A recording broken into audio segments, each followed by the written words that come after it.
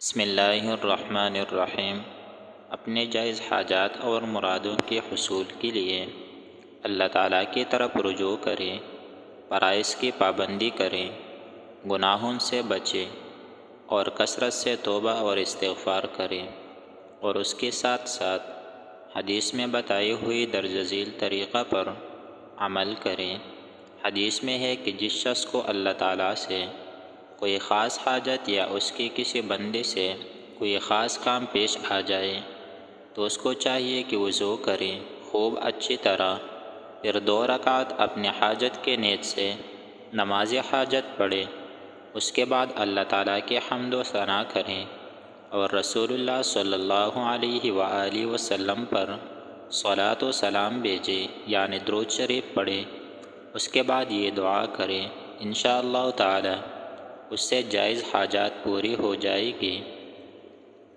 لا الہ الا اللہ الحلیم الکریم، سبحان اللہ رب العرش العظیم، الحمد للہ رب العالمین، اسألک مجیبات رحمتک وعزائم مغفرتک والعصمة من كل ذنب والغنیمة من كل بر والسلامة من كل إثم، لا تدع لي ذنبا إلا غفرته ولا هما إلا فرجته ولا حاجة هي لك رضا إلا قضيتها یا ارحم الراحمین۔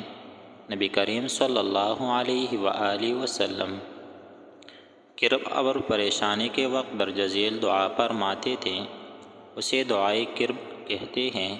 اسے پڑھ کر دعا مانگنے سے بھی امید ہے کہ انشاءاللہ تعالی حاجت پوری ہوگی۔ لا الہ الا اللہ العظیم الحلیم، لا الہ الا اللہ رب العرش العظیم، لا الہ الا اللہ رب السماوات ورب الارض ورب العرش الکریم۔ اللہ تعالی ہم سب کو عمل کرنے کی توفیق عطا فرمائے، آمین ثم آمین۔ اگر ویڈیوز اچھی لگی تو چینل کو ضرور سبسکرائب کریں۔